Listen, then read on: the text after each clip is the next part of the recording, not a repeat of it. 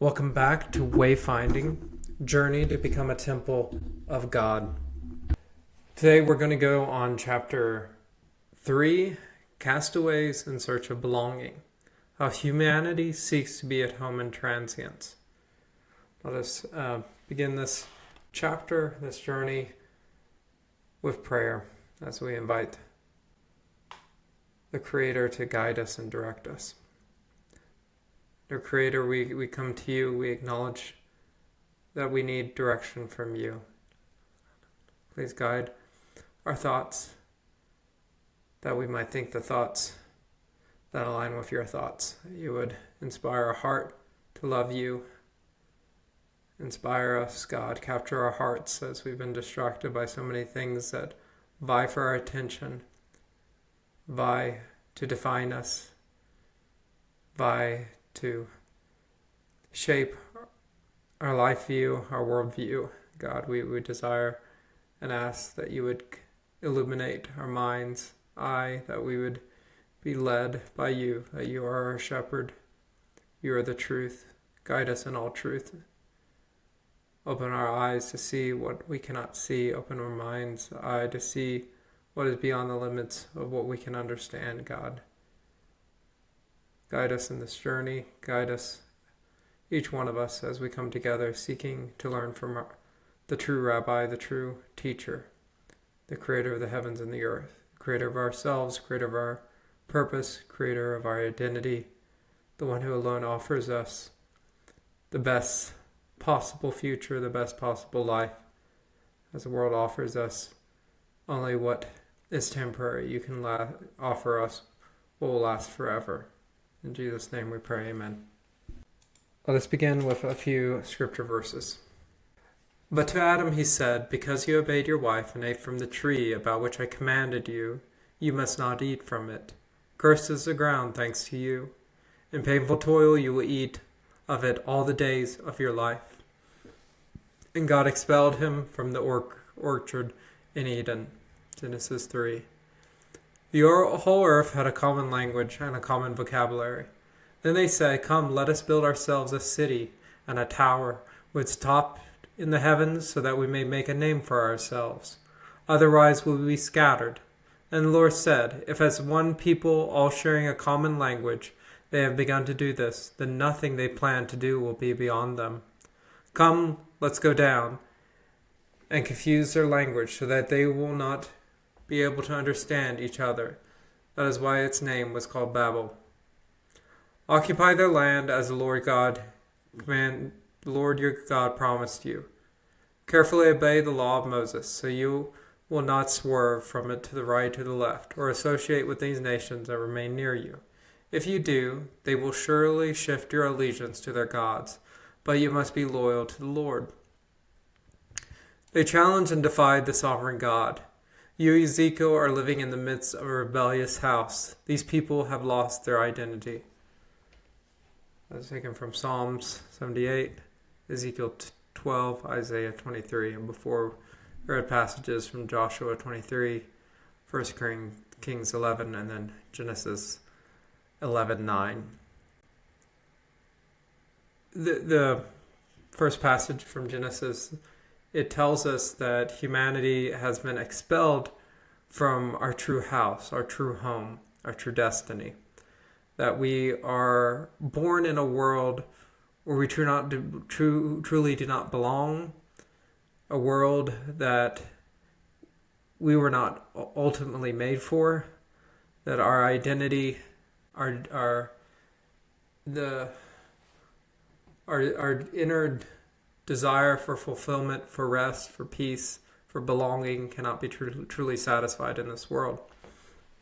The other passages have made clear that humanity has sought to build our alternative universe, our alternative world, our alternative reality, our alternative kingdom, to be satisfied with something less than what the Creator has intended for us, something that is the human effort to fulfill the human desire for fulfillment, for belonging, for the true place where we belong. Humanity has sought to make a counterfeit. And there are forces, there are realities and kingdoms that seek for us to align ourselves with them, to align our story with them, to conform our ways to their ways, our thoughts to their thoughts. And God describes this as rebellion and as a losing our identity. So let us begin. Impact of our human situation on our future quest. It is now time to prepare a vessel, faith-seeking understanding, to explore the revealed truths about the crew's human condition.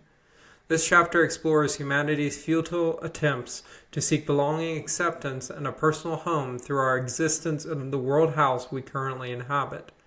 So far, we have discovered that each of us is a world-dwelling being. We dwell, think, learn, and communicate, and relate to others in a subjective manner. As discussed earlier, these contexts shape our life view and worldview, influencing how we perceive the fittingness of our world dwelling. We need to understand how these existential truths should guide the crew in fulfilling our voyage's prime directive, to know and live for God.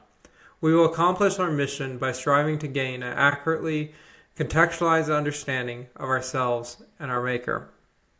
So let us focus on our human circumstances. Each individual lives as a subjective inhabitant searching for a suitable place in our shared world. This raises a question: how do we as human beings ensure our fittingness in relation to our environment? Answering this will help us to properly navigate our quest. After all, our Creator intentionally contextualizes His self-revelations to align with our search for genuine selfhood and our connection with Him and each other. He interacts with and shapes the created world in a manner suited to our human circumstances. Therefore, it is essential for us to thoroughly comprehend both our universal and personal human situations before embarking on our theological quest.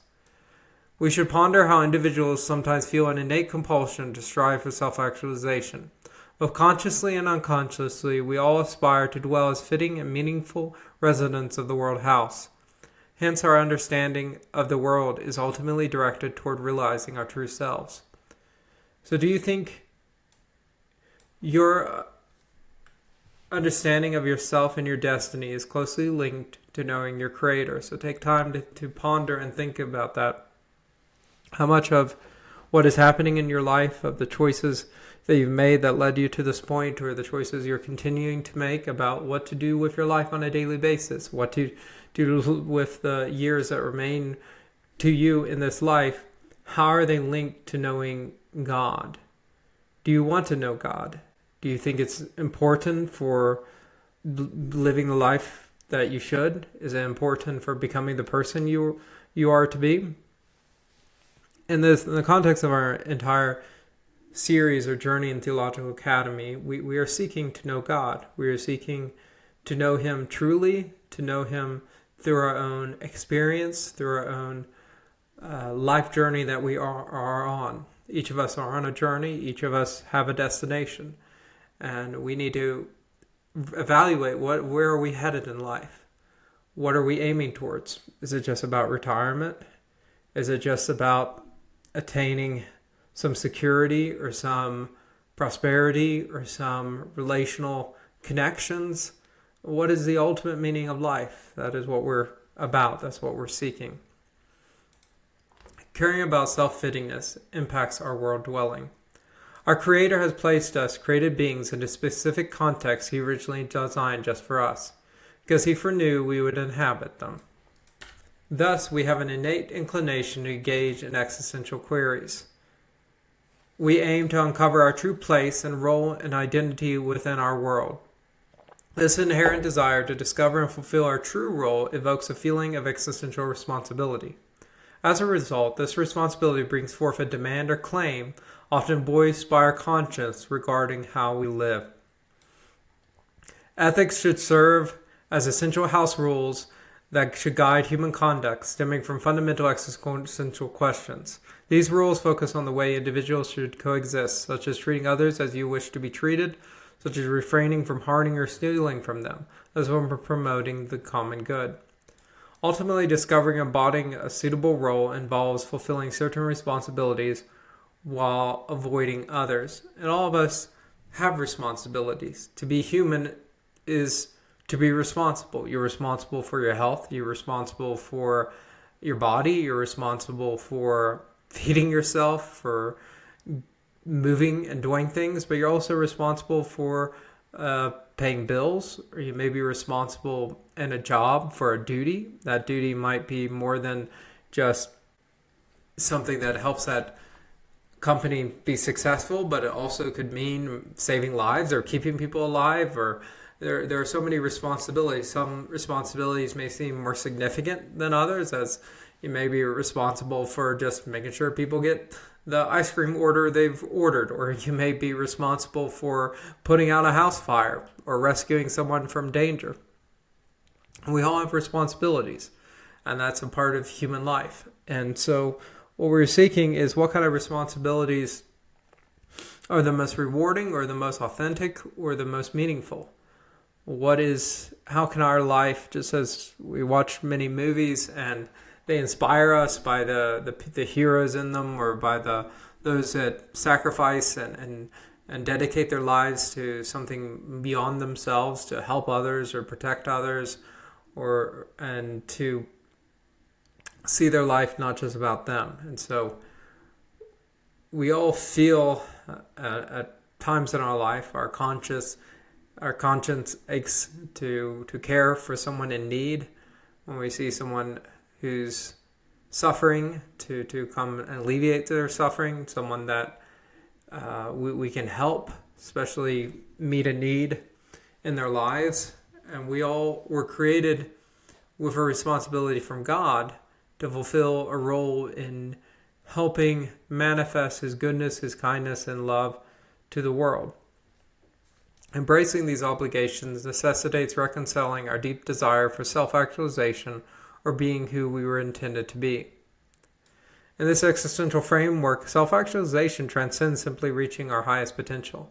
The common approach to self-actualization inadequately addresses the essence of human existence as a being immersed in context. Genuine self-actualization is inherently linked to the idea of contextuality. This notion encompasses not only one's immediate surroundings, family, society, family, and peers, but also the broader supercontextual perspective of the world overall, both now and eternity. And someone who's a parent, a newborn child is dependent on their mother to nurse them and to soothe them and to change them. And then the new mother has that responsibility. A father has a responsibility to protect his child when they are in a state of extreme vulnerability. And the mother who's taking care of the child is also dependent on protection and safety and provision to adequately provide for that child. But our responsibility is mostly due to what we can do, that we can do something. If you're not responsible for keeping the sun up or Earth going around the sun, you're not responsible for making sure all society has power. Maybe you are, but our responsibility is tied to what roles we have and what the expectations of what we can do, not what we can't do, but what we can do, and how what we can do can serve a purpose beyond ourselves. And a part of our journey is we're seeking what is our true potential. Is our true potential only what our hands can do, only what our thoughts can do, only what our feet can do? Is there a dimension of human existence, let's say our soul and our spirit, that can transcend the limits of what we could do in ourselves? And so a part of our journey is seeking, how can I tap into my spiritual potential, the potential of my soul, the potential to partake of the divine and to manifest the divine in the world? Can we be miracle-working agents? The same thing, you can think analogously to a movie of superheroes that are just learning to tap into the powers, or let's say the classic comic series X-Men, who are coming to develop their powers, and they have to decide what to do with those powers. Are they going to help humanity even if humanity hates and rejects them? Or are they going to use their powers to just promote the flourishing of their fellow mutant kind over against humanity? Or are to just use those powers to contend and to dominate other mutants like them? And so we as humans are when we encounter the divine or God, there is the question of what is the divine potential? How can the fact that there is a God, or my relation to God, open up doors of possibilities, of potential of what we humans can do? And if you look at the life of not just Jesus, and most people get so distracted by Jesus, which is a good thing, you should, but they fail to forget what happens in Acts. That yes, Jesus raised the dead, and that's a belief that we have that truly happened. But also, some of his disciples raised the dead, and some of his followers raised the dead. Jesus cast out demons, and some of his disciples did the same. And Jesus said, if you don't be surprised at these miracles, for truly the one who believes in me will do these works and greater things. And so a part of this journey is discovering what can we do as human beings? What is our potential? And something we'll look into later is the gifts of the Holy Spirit, is a dimension of human possibilities that transcend what we could do without our connection to the God Spirit within us. That opens up the whole door of what we can be in the world that is alien to what we could be before. That our potential for being is transformed and transfigured to an extent when we come to Christ and we truly walk in his power. That there is a new potential of humanity, a new potential of what we can do and achieve in the world through his power. And that's why the scripture says, be filled with his power. And so we on this journey, just like analogously, which is kind of crazy to think, but analogously to a mutant in X-Men trying to discover what is their power and ability, the difference there is the power and ability was something, well, what is common is it wasn't available to them when they were younger, but when they reach a point of puberty or maturity that their body develops these powers, they have to train and learn how to use them. But the difference is with us is the power comes from God within us and God dwelling in us, giving us potential to be and to do things we couldn't do before.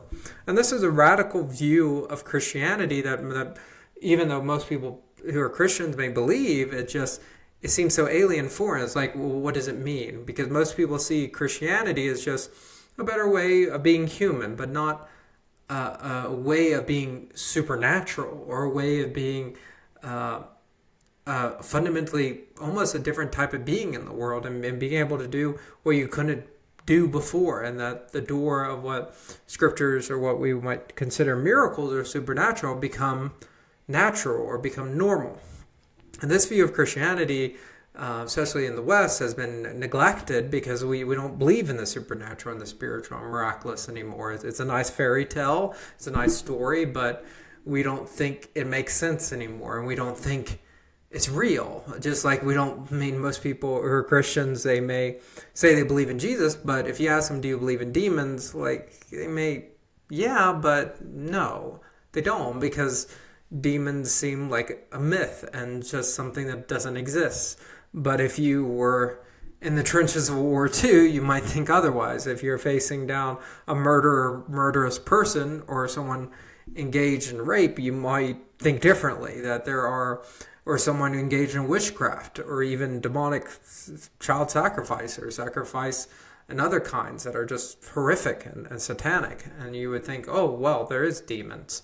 But for most of us in America, or most of us in the West, our worldview, our way of thinking, it doesn't allow for the supernatural and spiritual because it defies our sense of what the world is, our sense of the world order, the sense of reality. And so we may believe it up here, may believe it in a worship service, but when we go throughout our daily life, miracles, we may pray for miracles and ask God to do a miracle, but the scriptures say that God can do miracles through people. And that is obviously explicit in scripture, as we're going to see many examples.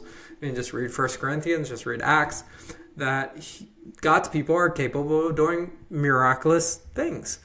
And that is a total alien way of being human, to do what humans can't by nature do. And so a part of our journey of seeking responsibility or self-fittingness is seeing, how does a Christian identity really look like as a Christ follower, as one operating in the same dimension of humanity in union with divinity can achieve in the world. For example, well, let's get back to the text. Many view their main responsibility as just to be a good person, and this gets to it again, which is shaped by societal cultural norms of right and wrong behavior and objectives. And all these fittingness of how to be a good human is not doing miracles or not operating in God's truth or even bearing witness to God's truth. It might not even be considered being a good person. It might be considered offensive to evangelize to other people or knock on someone's door. Like in our culture, it may be offensive to knock on someone's door and share the gospel with them. But what would Jesus do? What would his disciples do if he lived in our day? Where was he at? He was going around meeting the people where they were at and encountering people in daily life, even in their own homes. When applied to the households in which humanity operates, these norms create a framework of house rules that guide human perspectives, activities, and communication. Driven by our inner ethics, each of us has a form of existential care regarding our lives. This care influences our journey of becoming, creating a personal sense of purpose. So this care is most obvious in the relationship of a family, as a brother and sister or brother and brother or siblings might care about each other, care about the parent, or the parent cares about the child, that there is a care that one doesn't just want to live in a virtual reality all the time or just live in their room all the time, that they care to make a positive impact and to help and to facilitate the development and the progress of those around them. And that care is fundamental to what drives us to take responsibility and to work hard and to achieve certain things and to become certain things so that we can adequately fulfill our role and our responsibility to others. This purpose arises from an understood standard of oughtness, leading us to ponder, am I the person I should be? Engaging with these existential questions allows us to explore how to dwell in the world while striving for self-actualization and self-satisfaction. Our aspiration, so someone can feel a different sense of achievement of, oh, I earned money, now I will buy something to put on my wall, or I'll buy something to make me look good, versus someone who has the satisfaction of helping someone who's in need, or a neighbor seeing someone in need and going and help them, or doing charity or doing something. You might have a different sense of satisfaction, and that goes to how we see ourselves in the world, or what we should be, or our fittingness in the world, that we feel kind of more fulfilled being someone who is altruistic versus someone who's just materialistic and just building up more and more possessions. Our aspiration to be who we should be lays the groundwork for both our individual identities and our numerous interactions within the world around us. Our lives become guided towards a final goal or goals. All of us have goals in life, if we can, and sometimes we have limits of what our goals can be, but those goals impact how we go about our lives, how we make decisions. And I encourage all of us to reflect on what are our goals now, what are our final goals in life. How much, what kind of, if someone wrote a biography about you, what would you want it to be about? What would be the highlight of it? What would they see as your main drive in life, or what your main impact in the world was? So how much do you believe you have attained self-actualization? Think about this. How much do you see yourself aligning with that ideal self you've envisioned yourself to be or to become? What steps can you take to attain greater purpose or inner satisfaction or peace?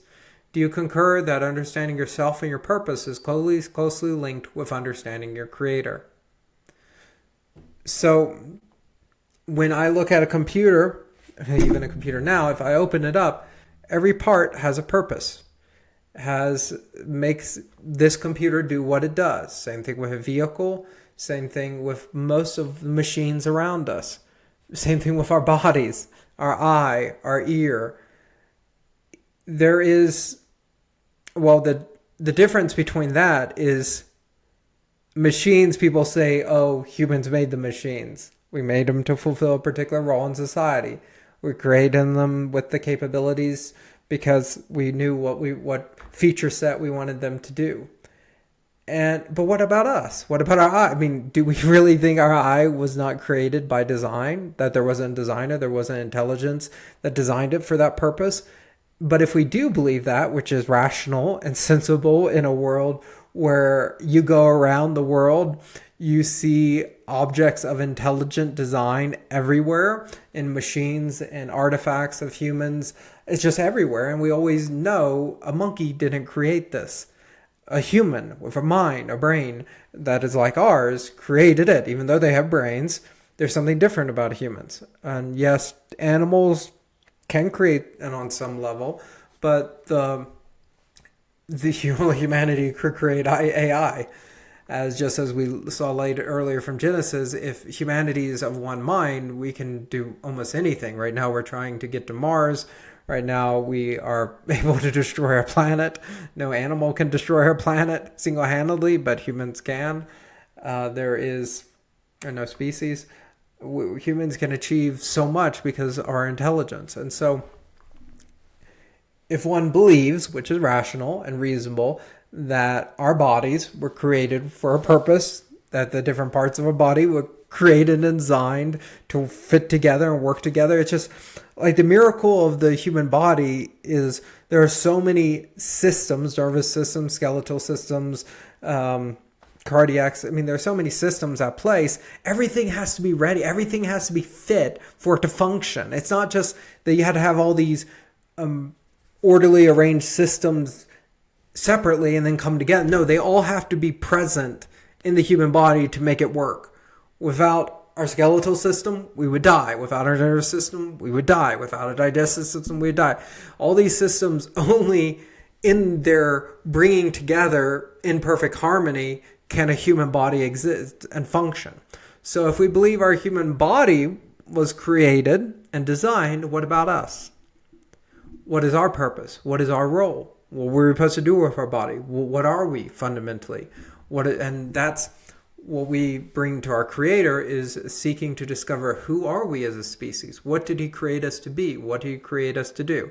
Same thing goes to any story you read. The person who wrote the story had a purpose and a plan for the different characters and a vision that they already had a vision laid out in their minds of how their stories would unfold and the significance of that character. Same thing for us is, will we seek it from God? Will we bring ourselves to God, seeking His insight of how best to use our bodies, how to best to use our minds, how to best to use our soul or our spirit, how to achieve our true potential, or just as you go to a doctor or a health nutritionist or even a physical therapist to know, how can I better use my body? How can I better achieve a better working in my body? They will tell us. And the same thing we want from our Creator is, how can I order my soul and my spirit? How can I be a being that is a being that it works the best as I was meant to in the world? What was I supposed to do in the world? Who was I supposed to become? What am I supposed to say? What am I supposed to do? How am I supposed to interact with others?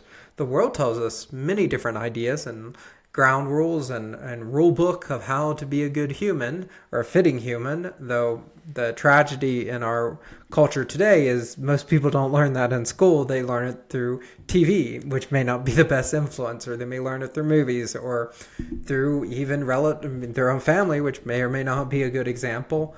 But where are we learning how to be human? That's a good question to think about. The intentional organization of our existence opens up avenues to achieving degrees of facticity within a chapter in the world's story.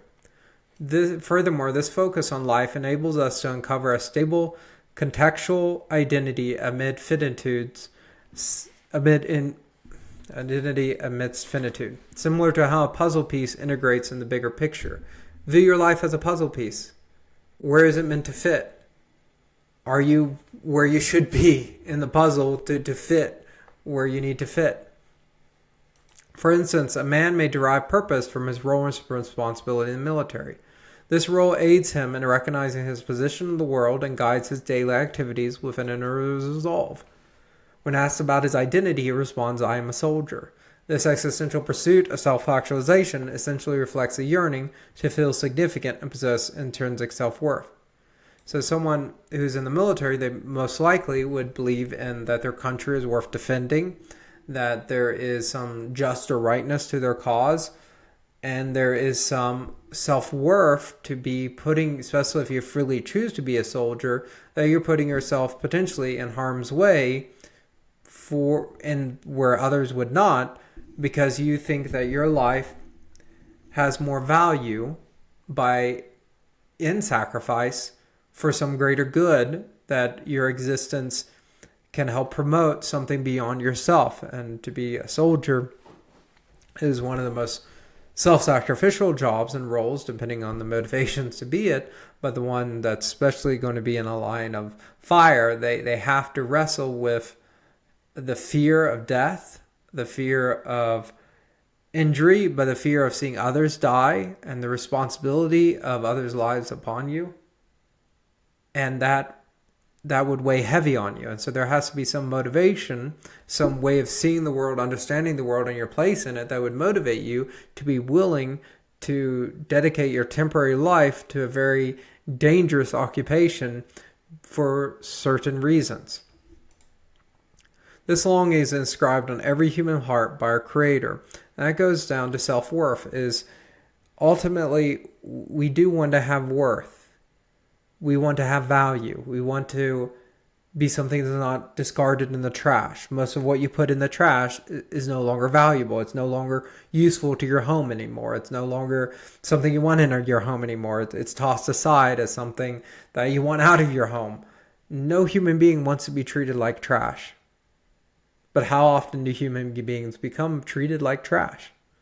It's a tragedy, and it's a reality of our world system and our world house, is that certain groups of people or certain people are treated as trash, as less worthy than others, but not just less worthy, but worthless, as someone that you don't need in your house. You don't need, figuratively, don't need in the human house. Someone that you can discard as someone that has no real beneficial role in society. They have nothing really to bring to the table to make others' lives better, to make the world a better place. They're just seen as a burden on society, or someone that's a waste of resources of society. Which is all well if it doesn't matter. Just like if you step on an ant, doesn't matter. If you step on a cockroach, doesn't matter. If we wipe out all monkeys on planet Earth, yeah, there might be some obvious consequence, but is it really going to matter to us in our daily life? I mean, what is human worth beyond what we can bring to the table, what we can achieve, what we can do in a career, or make other people happy, or whatever we may think a human being can bring to the table? At the end of the day, all of us want to feel worth. And the worst feeling in the world is feeling worthless. Just think about the times in your life that you felt worthless. Why did you feel worthless? How did you react? Some people even kill themselves, commit suicide because they feel worthless. And there are notes that people leave behind after suicides, like, well, the world's not going to think about me. The world's not going to care. Or even thoughts of yourself. And what kind of worldview gives us worth? What kind of life view proves that it would make a difference whether we're around or not? So those are these questions that we were seeking to answer, and we're seeking to understand. What is the worth of a human being? Is it what the world says it is, or is not? Because to be honest, most human beings who've ever lived, who live now and will live, are not truly seen as worth something to 99.9% of the human population. A very small percent of human beings are ever treated as valuable to the broader context of society and to most humans that exist on the planet. Most people are treated as if them being alive or not doesn't really matter in the grand scheme of things. And that's sad. That is unfortunate. That is tragic. For some people, it is a death sentence. Maybe society might, and there have been cultures in society that if a child was born a certain way, you get rid of them, you toss them out. Even in our society, the doctor would say, hey, your child may come out like this and this and that and have this disability and this and that. It's better off that they don't exist, that they don't enter the world. You're relieving them of their suffering. What kind of worldview would lead to that kind of conclusion? It's obviously not the worldview of Jesus Christ. And if you bought into that worldview of Jesus, if you bought into that worldview, you are not a follower of Christ. You can't be.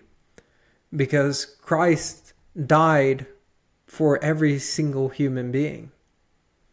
Meaning that he saw his life worth forfeiting for redeeming or restoring that human life to say, yes, your life has meaning. Yes, I want you to live. Yes, it means something to me. Yes, I want you to be a part of my world forever. And that's the miracle of Christianity. The truth of Christianity is that in our seemingly worthlessness, he calls us to be more valuable than all of creation. That we are valuable of his own life, just as someone who, and there's a lot of stories of like this, is when someone lays down a life for someone else and the other person knows it, it makes them live differently. It makes them think differently. It makes them see themselves differently because their value was worth someone else's life. And that is a radical form of love, a radical form of declaring someone being worthy or worth something. Let us continue. An existential thumbprint shapes our view of fittingness. A natural consequence of our pursuit of purpose is the journey towards self-awareness, assurance, and peace. Imagine standing before a path marked with the age-old saying, know thyself. Do you know yourself? Such journeys profoundly influence how we inhabit the world. Consider how an individual's worldview shapes their perception of their true self. In American society, where I and many of you that are listening may live, are driven to seek higher education, hoping to secure a lucrative career, achieve membership in the middle class or beyond. Conversely, in Royal Philippines community, attaining a college degree may be secondary to effective farm management and cultivating the relationships to inherit and preserve the legacy of a family farm, thereby becoming a respected member of the local community. Given these factors, it can be said that every person possesses a unique existential thumbprint that informs their perspective on their existence as it relates to their unfolding life story.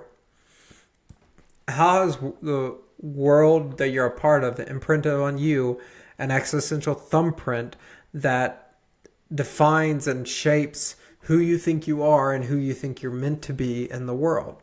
Our education system obviously has a whole, you spend how many years? I mean, at least 12 years or more in education system, and there are certain presuppositions there of how you can become a beneficial, good member of society. And there are obviously many who the school system failed, but because it said the self you want to be or aspire to be is not a self we think is valuable to society, and then that person goes on to start a billion-dollar company or starts to shake the world up. Like it's ironic how a lot of the most significant world impactors were ones that the school system did not value and acknowledge their uniqueness to be able to cultivate it and to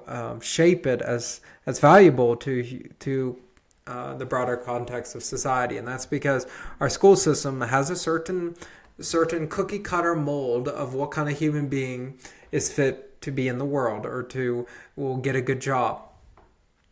And there are limits to that, and there's prejudice in that. And we need to understand even ourselves is what the world trying to shape us to be, the self that we were meant to be, or the self that we truly feel in our gut and that we're meant to be or aspire to be.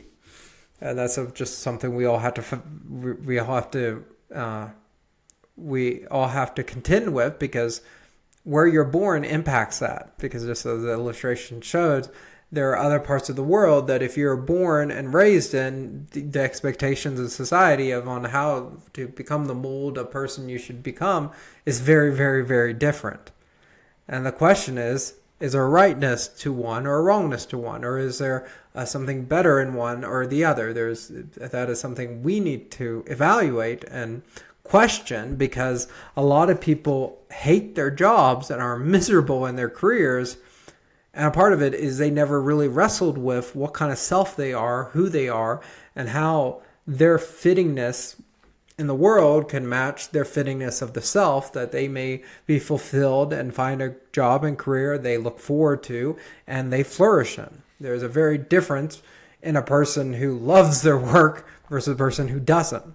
And so a person who does may not make as much, but what the work does for them is something that is beyond what the money they receive.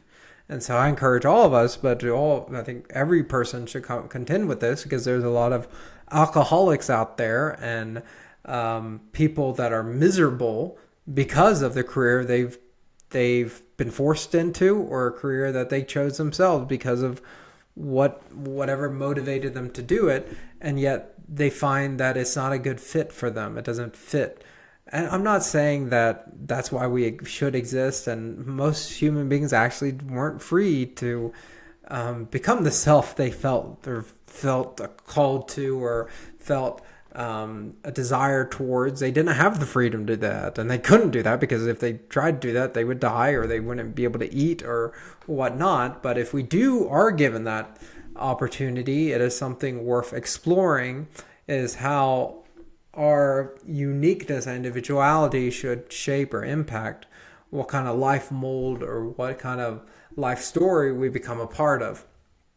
But again, all that is dependent upon the context we are in that gives us that possibility. I was able to, there was a career I thought I would have and pursue for many years, and worked very hard to get there, until I realized that's not going to fulfill me. That's going to make me miserable.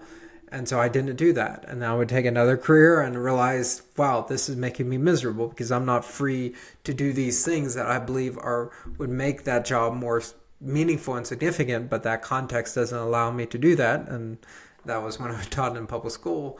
But I found another career that it fulfilled me. And it was a career I loved. I, more often than not, look forward to going to work, or didn't mind going to work, or it wasn't a bad thing it's Monday anymore. Yes, I might be kind of worried about a few things, but all in all, it's a job that I enjoy, and that impacted my ability to love my family and interact with my family, and also helped me with my own anxieties or depression, or just the, like I said before, I could sympathize with alcoholic, because I'm like, if I had to go through that every single day, I would want to escape when I got off work, and I wouldn't want to think about going back there the next day, because that's just how miserable that job was for me. And I might get into that later, but my point being is it does matter what kind of self fittingness we think we have in the world, let's say in our context of 40 or 50 hours a week of our lives at work, to how it matches our thumbprint, or it matches our identity and who we are. And if you're in a job where you are false to yourself, it will be miserable, and you will regret not escaping it if you can. Our essential thumbprint reflects our unique qualities, such as our passions, beliefs, opinions, attitudes, character traits. It represents our perspective on the world as our home. And so this also goes down to our soul. This is our soul. And I'd like to go for another example. There are jobs that fulfill our soul, and there are jobs that drain our soul, or kind of make us feel dead inside. It represents our perspective on the world as our home, while establishing our connection to broader social context. And also, to the soul question, is when we treat someone we love badly, because we're angry or frustrated. It crushes our soul and spirit because we sense that we're being untrue to ourselves. It is impossible to completely remove this existential thumbprint, internal and external elements, without losing a sense of self due to this essential constraint. We can never achieve supercontextually objective world viewing. We cannot see the world and our place in it just as God, in his transcendent sovereignty, might. If we could somehow strip away the influence of personality and character from our thoughts and concerns, we would forfeit our contextual identities and humanities. So the point there is our emotions impact our view of ourselves and our world. And that's something we just can't escape. And then we shouldn't try. We might to an extent, but at the end of the day, we're not meant to be emotionless beings. No one wants to live with or be friends with someone that's emotionless. But our emotions, our attitudes, our opinions, our beliefs even, can keep us from seeing things more objectively. But at the end of the day, only God has that true objectivity. And that's why, again, we need the God relationship so much, is that we need God to transcend our emotions, our attitudes, our opinions, and beliefs, and to inform us how we should live or be in the world that transcends our opinions at the moment or our feelings at the moment. Because when God says to love someone, Jesus said, hey, even the unbeliever loves those who love them. They don't love their enemies. But if you're a believer in me, you will love your enemies. That goes against our innate thumbprint. Is not to love our enemies. It's to defend ourselves. It's to attack our enemies. It's to try to be in a world where enemy is not present, or the enemy isn't able to undermine our sense of self in the world. And so our ability to love our enemies requires almost not just out of body, out of mind experience to see them in a whole new perspective than as we see them as how they've impacted our life story or impacting our life in a negative way. We have to see, and like, for example, one of it would be to see, well, why are they the self they are? What have they gone through in life? What has happened to them? And tragically, some people that are the most cruel or just people that make enemies are people that had a very unfortunate and cruel upbringing that kind of shaped them. If all they saw on a daily basis were parents fighting, then fighting and bullying and being mean was just how to be human. And so a lot of humans learn from other humans very poorly how to be human. And so when they behave in a poor manner towards us, we don't want to be a part of it. We don't want them to be our part of lives. We don't want to hang out with them. We don't want to be friends with them. But the question is, well, if we were in their shoes, would we be that way? And if we were that way, what would we want to be treated like? How would we want others to see us? How would we want those who we mistreat to treat us? Or is there a cry for help under there? Or is there no one has ever loved me, hurt inside? Let's keep on going. We cannot see the world and our place in it just as God in his transcendent sovereignty. If we could somehow strip away the influence of personality and character from our thoughts and concerns, we would forfeit our contextual identities and humanity. Our selfhood and human perspective as inhabitants of the world would risk dissolving into self-forgetfulness and aloofness to our responsibilities. We would be out of touch with human dwelling and viewing altogether. In short, we would lose our minds. And so God doesn't want us, when we love our enemies, God does not want us to not acknowledge they're our enemy, or not acknowledge that we might be mad at them or angry or even feel like hating them. God wants us to bring that to him. And God will affirm some of those because we don't want to be mistreated. We don't want people to treat us as worthless. And that's a valid feeling and concern. Or we may feel like someone is trying to harm us and we want to protect ourselves. That's a valid concern.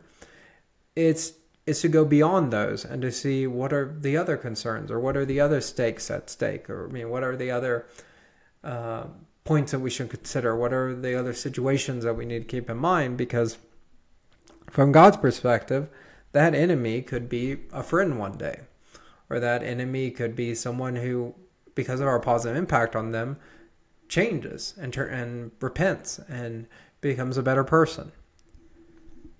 So we're not meant to just cast off our selfhood to embrace our calling to God. We're meant to bring that and to let God sanctify or set it apart for His good, to let God work in our humanity to reveal His divinity.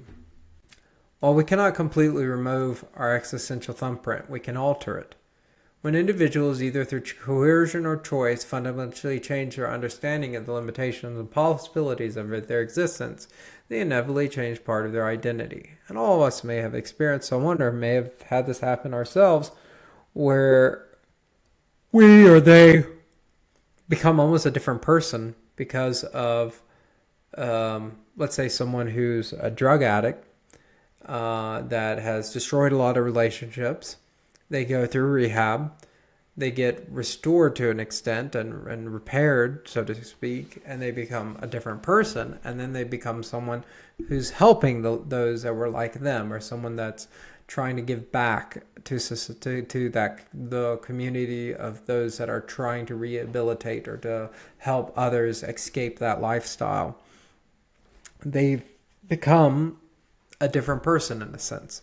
And there are events that can do this to people. It's relationships that can do it. It is new habituations, new ways of living, new, let's say, like someone going to Alcoholics Anonymous, or someone that develops a relationship to a mentor, or someone that is brought into some new contextualities that kind of reshape or change their personality and their attitude and their character, so that they become a different person who interacts and engages the world in a different way. Consider the jarring moment when someone learns that, and these are negative examples, that I have ever known or believed is a falsehood. A fitting example is the aftermath of the Second World War in Japan. Following Japan's surrender, the Americans enacted the Shinto Directive during their occupation. This directive notably included the prohibition and censorship of the doctrine asserting that the Japanese emperor was divine, a god. Contemplate the profound existential consequence of this shift. Many Japanese officers ultimately took their own lives. Their whole sense, they thought they were in a religious war almost, that their emperor was bringing about the destiny of the Japanese people and serving the true glory of the Japanese people. And then they found the fallibility and the lack of divinity of the emperor. And it was so extreme that some people couldn't contend with that reality. And so they didn't want to live in a world where that falsehood was true, or that truth was a falsehood, that their emperor wasn't God. They were unable to reconcile the truths they had dedicated themselves to with the stark reality that these beliefs were suddenly rendered false, an outcome of their crushing defeat in the war. And this actually even continues today in North Korea, because in North Korea, the Kim Sung, I'm not pronouncing the name right, but the political leaders are treated as gods, as incarnations of the divine in the earth. And so obviously if you grow up in a society where you believe your ruler is God, if it ever becomes evident that they're not God, it's going to fundamentally alter your whole view of who you are, of what the world is, and what society is. It's going to cause you to question so much of what has shaped your life up until that point. Yet despite this potential for transformation, their entire existential imprint was not entirely obliterated.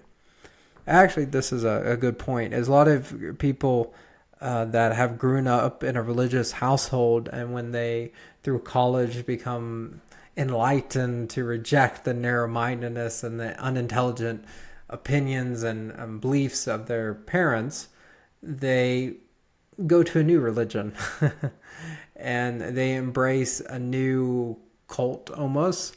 And so that's why it's so common for people who, when they reject the religion of their parents, they form or join another religion, meaning that you can research, there's plenty on this topic, but wokeism in America is a religion, and if you don't believe as they believe, you're excommunicated. Council culture is a perfect example of a religion, that if you don't subscribe to certain beliefs, then you are excommunicated from society, you're deemed unfitting and a sinner. I mean, you could be a sinner in cancel culture. It's very obvious that if you did not align with their views of the world, their views of humans, and the views of what humans can or should be able to do or shouldn't, and if you disagree with that, then you should be punished, and you've fallen short of the standard that they've established, and that they also believe in the committing themselves to beliefs that aren't actually justifiable by intellectual logic. And if you actually bring logic to play, they get offended because they are so blinded by their beliefs and their narrow-mindedness, and they become the narrow-minded. And so before they called the religious the narrow-minded, but now they've become the narrow-minded and the prejudiced, because if you believe only in heterosexuality, then you're a bigot and you're closed-minded and you're a sinner. And but that's the exact same thing that the religious community would say, if you don't promote heterosexuality, then you're a sinner, or that you're defied God, or you're whatever they might say from that perspective. But the point being that I'm going to is that whatever someone's existential thumbprint has been in the world, even if they're reshaping that, often they're going to hold some of those same patterns, and that same structure of their life will continue, just in a new form or shape. So just as if they believe one religion, they'll join another religion, whether or not they believe that's a religion or not. It has the same traits of a religion that most religions have had in the world. Anyways, they retain many facets of their unique social identity and culture. Even so, these new insights were still filtered through deeply rooted ways of thinking and feeling that were part of their identity, as the imperial traditions persisted in a formal manner. The Japanese imperial tradition held significant importance to their identity, making it unlikely to abandon it entirely post-war. So they would have the traditions and symbols of the emperor, but the emperor would no longer have the authority that he used to have. While modern Japan functions as a democracy, it remains a constitutional monarchy in structure. The emperor continues to act as a ceremonial head of state, despite the prime minister wielding true political power. And so that's a way for that culture to adapt to a new world order without losing their entire identity and selfhood and homogeny as a political state. And so the form of the emperor and what the emperor meant in Japanese culture and history is preserved, yet it's not fulfilling the exact same role in society as it did previously. But it's still there to kind of uphold that identity of culture and that homogeny, or that linear progression of Japanese culture, to kind of keep the Japanese kind of rooted in their identity as a culture. Same thing happened in Britain. Even today, there's a king or queen in the UK, but or the Queen of England just passed away recently, but that they don't actually run the country anymore, but they do still persist in this history and world order of monarchy in form, without in essence. Oddness and identity and destiny emerge as significant existential concepts for those who inhabit the world. Yet the significance of these existential ideas can only originate from the awareness of a being that is conscious of its existence. We are all aware that we are alive, and we can reflect on our existence, and we can do it positively or negatively. We can love the self we've become, or we could hate it. We could regret, or we could be proud. This self-awareness allows for introspection. The Apostle Paul demonstrated such introspection in the following passage. You have heard of my former way of life in Judaism. That echoes a lot of what we've been learning about. how it was savagely persecuting the church of God and trying to destroy it. So he thought that his fitting self and the good of what he was due to protect the Jewish people it called him to a almost a policeman, or just someone that had to be a defender of the social good or the world order that was good, that he persecuted the church of God and tried to destroy it. He saw Christians as a threat to the identity and the destiny of the Jewish nation or the Jewish people. Just as the Pharisees who killed Jesus, they saw him a threat to preserving the way of life and the ambitions of the culture of the Jews at that time in that part of the earth. I was advancing in Judaism beyond many of my contemporaries in my nation. I was extremely zealous for the traditions of my ancestors. Today, he would be called a radical Zionist, that he wanted to restore Israel to its national identity and destiny and as a kingdom, as a nation, a self-governing nation governed solely by the Jews, and that was for the Jews. And so he believed that those that were undermining the Judaism were undermining the national security of the movement of Israel, of those that were zealous to restore whether the traditions of Judaism, but ultimately the culture and the way of life of Judaism. That he saw the Christians as a threat to undermining the culture, the dignity, the ability for that group of way of life to persist in the earth. They saw this group as a threat to preserving that national identity and that identity of the Jews. In this reflection, he considers his existential alignment with the historical traditions of a Jewish sect. He stated that he lived as a Pharisee, which is the strictest party of the Jewish religion. This is central to his identity and perceived purpose. So his whole purpose and calling, and it was a virtuous one. He thought he was serving God, and he thought he was promoting the good of his fellow people, those that he grew up with, those that he knew, the Jews that he was a part of, his national people. I mean, his whole pride of his ethnicity, of his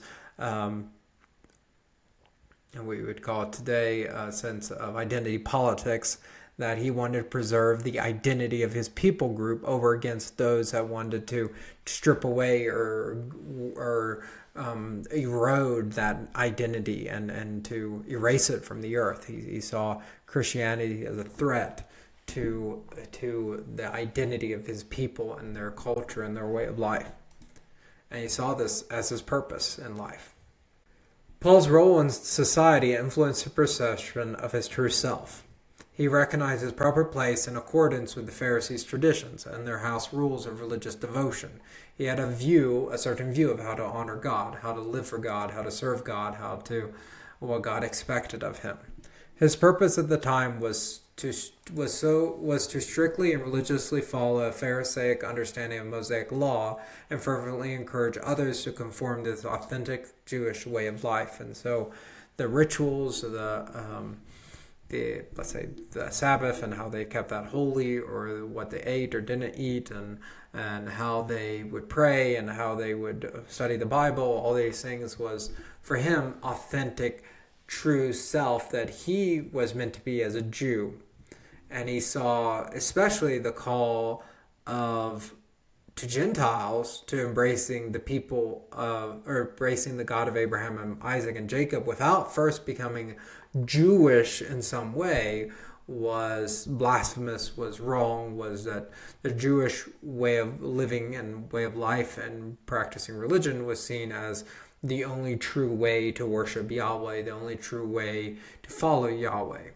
And obviously Jesus himself came up against that view of how to live for Yahweh, how to be the self Yahweh expects, that they saw Jesus as antithetical to that religion that they had created around Yahweh, that made it very clear that religion and way of life lost sight of some core tenets of the God who revealed himself to Abraham and Isaac and Jacob, and that they had lost sight of the full revelation of the God who was revealed through the prophets and God that was revealed through Scripture.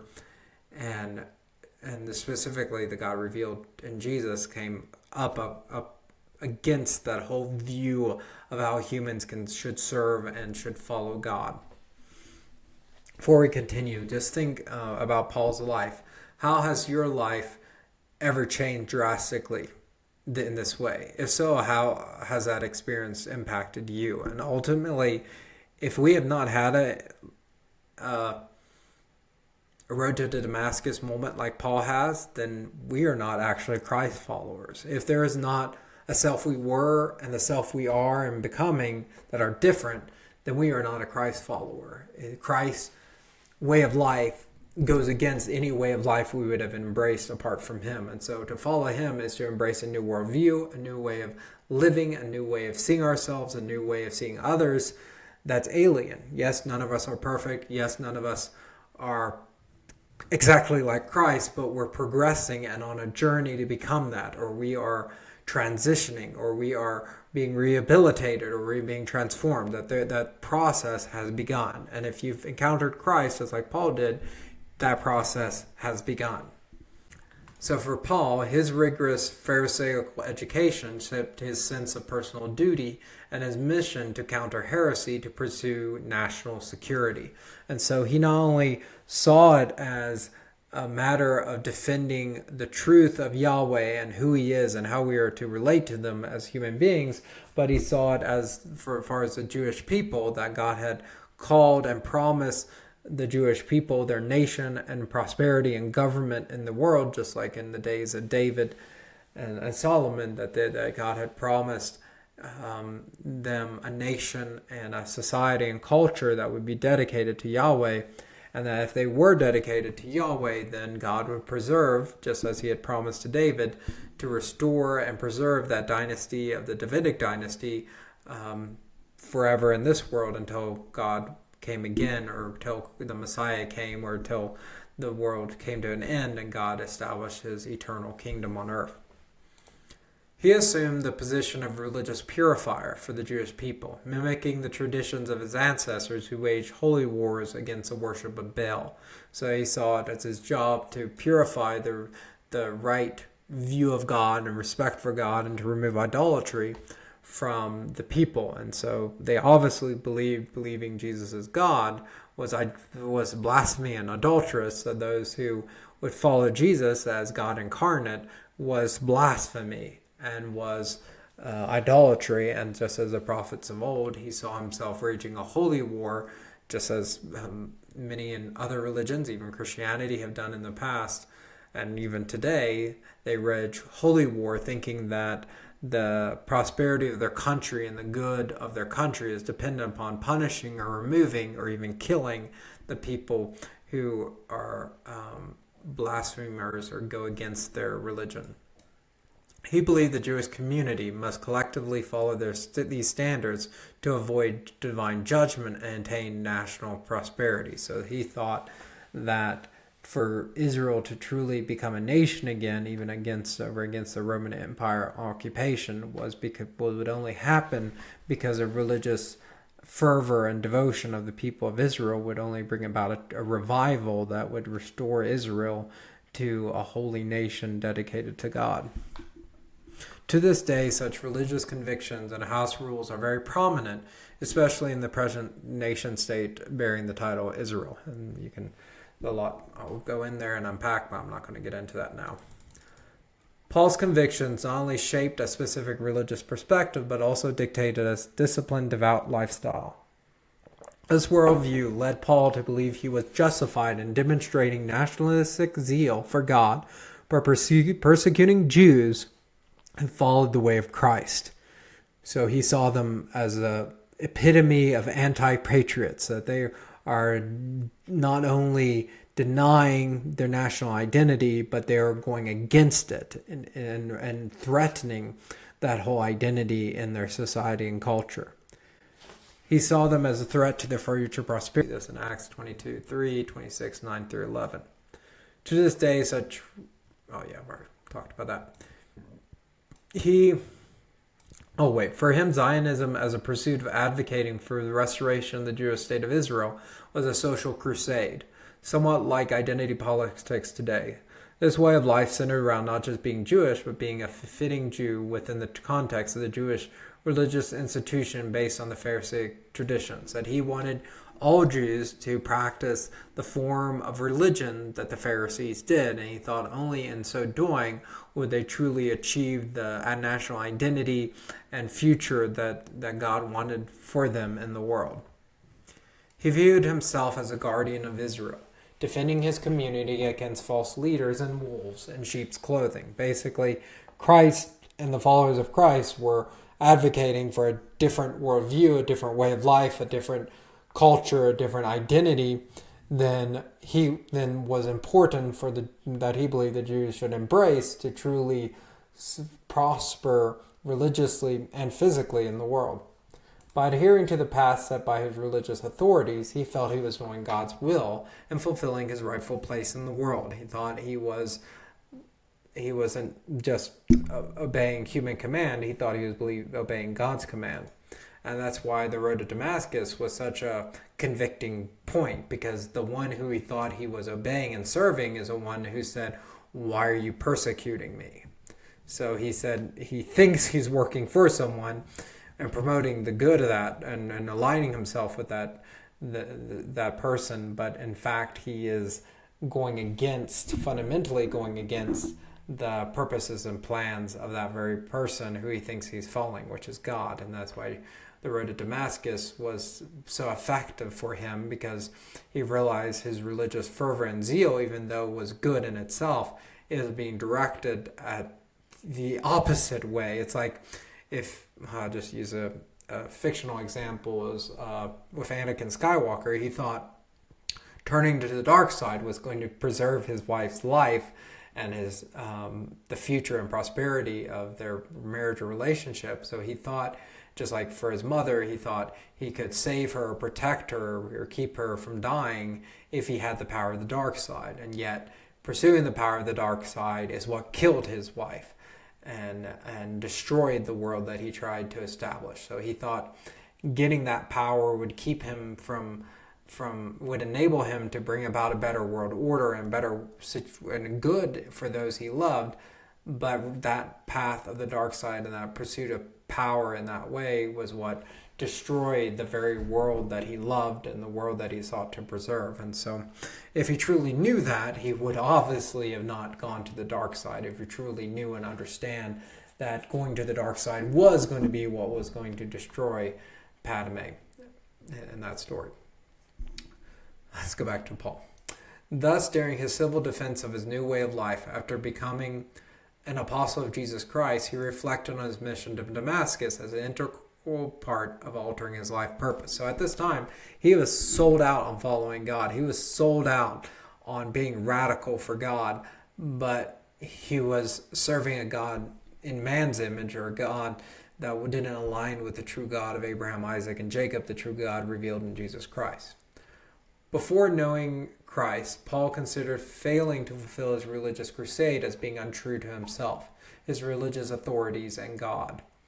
After his conversion, and this also just radically changed his life, because the ones who he sought approval from, those that he was affirmed by and declared, "Paul, you're a good man, you're serving God, you're a righteous one, you're one of God's people," those would now be the ones that would view him as an enemy and a blasphemy and untrue to himself. So he was, in effect, destroying his fittingness in the world and kind of becoming lost to the world that he was a part of. He was becoming a reject of what he was before, to become an outcast. After his conversion, he recognized that his prior identity and lifestyle as a proper Pharisee were in actuality inauthentic to God's true plan for him. He understood this inauthenticity was based on human traditions rather than the Creator's will, that his purpose in life was actually based on human traditions and not God's will. Consequently, Paul's path transformed drastically, as did his perception of who he was meant to be. This transformation led to a profound shift in both his worldview and way of living. You can see this in Galatians 1, 16 and 17, Acts 6, 26, 6 to 28. I encourage you to read those passages. He moved away from being a fervent defender of the Pharisaical interpretation of the Mosaic Law to embracing the role of an ambassador of Christ Jesus as God becoming man and walking among us and bringing about his kingdom to all nations and bringing about a spiritual revival and a spiritual war, so to speak, against the demonic powers that enslave all of humanity, and sought to bring about an international kingdom of sheep from all folds, whether Jew and Gentile, to the God of Abraham, Isaac, and Jacob. And we'll go into a lot more detail what it means to be an ambassador for Christ in the future chapters. As humans, we can actively reflect on the connections between ourselves, our surroundings, and a perceived standard of fittingness within that context, just as Paul did. Additionally, we can consider how well our current circumstances align with our vision of who we should be. Depending on the perceived alignment, such reflections can evoke feelings of fulfillment, pride, or guilt and shame. Through this self-awareness, we can alter our way of life in various ways. And so the question is, are that sense of guilt and shame, fulfillment and pride, what we would feel before God or just before people? Because if the self and the judgment the judgment that we accept upon ourselves as whether or not we are or are not who we should be, is it's based on the eyes and the opinions of humans versus the Creator who made us. So through this self-awareness, we can alter our way of life in various ways. So if we do feel guilt and shame, whether before God or for others, we might change our way of life, change certain things in our lives. We may pursue virtue, rebel against it, adapt to it, or remain indifferent. And actually a lot of people, they reject the human ideality that society gives them, and so they rebel against it. And so they accept something that's antithetical to what society promotes as ideality. And we see that obviously in our culture today and in the past. We've seen a lot of movements in our culture and society that are anti-cultural because of rejection of the broader culture's view on who humans should be or how we should behave. We should reflect on an interpersonal relationship between our selfhood, who we are presently, our perception of who we should or should not be. Consequently, the existential situation revolves around our contextually determined environment, facilitating interpersonal self-examination. Does your environment invoke self-examination? If it doesn't, then maybe that environment is not good for you. If those around you are not challenging you to become a better person, then is that a good and healthy environment for you? Just as if you were in a situation where if you continue a certain lifestyle of eating and behaving, you're going to die or get heart disease or get diabetes or get these problems. If you're around people who's only promoting the way of life that's going to keep you directed towards that outcome and goal or outcome, then maybe you should change your friends. Maybe you should be around those that encourage you to change your diet or to get healthier or to exercise or just people that are there to help encourage you to become successful in avoiding those physical outcomes, just as whether or not you're around those that are encouraging you to flourish as a parent or as a worker or whatever you are doing in life. Are those around you pushing you to examine yourself and to challenge yourself to grow and improve? We depend on this contextuality to achieve existential fitness at all. Let's take another question to think about here. After reflecting on your world viewing and world dwelling, do you believe it aligns authentically with your true self and your maker? So think about Paul's life. If God encountered you on the road to Damascus, how would he view the self you are and the self you're becoming in the world versus what he has called you to be? Does your life currently correspond with your vision of morality, of your vision of who you ought to be? Is your sense of obligation based on something other than the Creator's will? Is your sense of right and wrong based on God's opinion or human opinion? Just as if I'm an engineer, maintaining a code base for an application, Is it the opinion of the person that is looking at the code, looking at the app, and their opinion of what's really going wrong? Is that the opinion I should go with to fix it, or those who understand the code and know what's actually going on from the code's perspective? They have a completely different viewpoint of what's actually happening in the application than the person who's just seeing what they see on their phone and what's happening, and they might actually not understand what's really happening. So they may say, hey, go fix this, go do this, but someone who actually knows the code would say, no, that's actually not going to fix the problem. The problem is something else. Same thing for a creator. It's like, what does our creator think about what's gone wrong in our life, or what should be ordered differently in our life versus what others, outsiders, think? Because no human being knows what's going on in our soul and spirit. Only God truly understands us. And that's another point why the God relationship is so important, is no human being truly and completely understands you. It's impossible. You could write an entire book about yourself and people would still fail to understand you. Even those close to you fail to understand you almost on a daily basis. But if that's because they're not inside your soul and spirit, they don't know what's really going on in your mind and your thoughts. Like, they don't read your thoughts. They're not psychics. They don't know what's actually happening in there. And you may not even truly understand what's happening in there, but God does. And that's why the God relationship is so liberating from an existential perspective, because God knows us better than we know ourselves. And God is able to guide us out of the darkness and into the light. At various points in our lives, many of us confront and ponder the fundamental existential questions that define human existence. Why am I here? Why are you here? Who am I? Who are you? Who am I meant to be? Who are you meant to be? Is there a reason for your existence? Is there a reason for my existence? Is there a reason for their existence? Even the homeless person we see on the street. Even the person that we see as our enemy.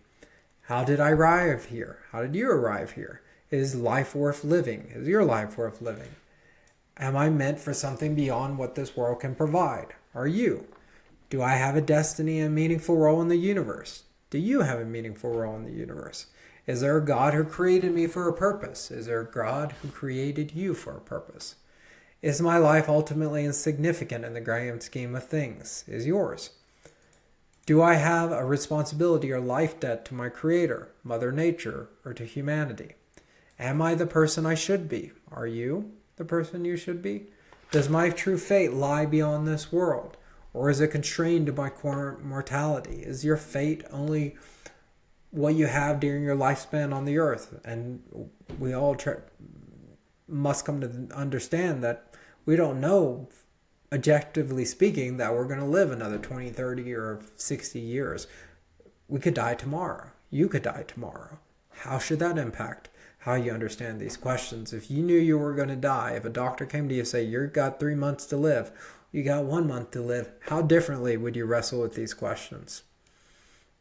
Does my true fate lie beyond this world, or is it constrained by... I already read that. What becomes of me after I die? What becomes of you after you die? Is the person I am in this world a deception or simply a shadow of my true self? Are you living in a shadow self? Are you a shadow of who you truly could be and should be? What self must I embody to achieve the rest or possibly eternal life? How can you reach self-actualization? Can you attain eternal life in an ideal world? What is an ideal world? Do you have an answer to any of these questions? Journal. Take time. Go out in nature and take a walk and think about these things. Try to wrestle with them. Try to answer them, because are they not meaningful? Are they not important? Should they not impact how you live and how you see yourself? If so, I've already said that. All right, so we're going to end our current journey in this chapter to understand how we become at home in this world, how we find ourselves in this world, and whether we should question how we are going about becoming in this world, of who we are becoming. So I encourage you to take time to meditate and to think about what you've learned, and to bring it before God and bring it before others, or even loved ones or family or friends, to wrestle with them together of how they can encourage you or how they could help you wrestle with these questions. So just please take time to do some soul searching.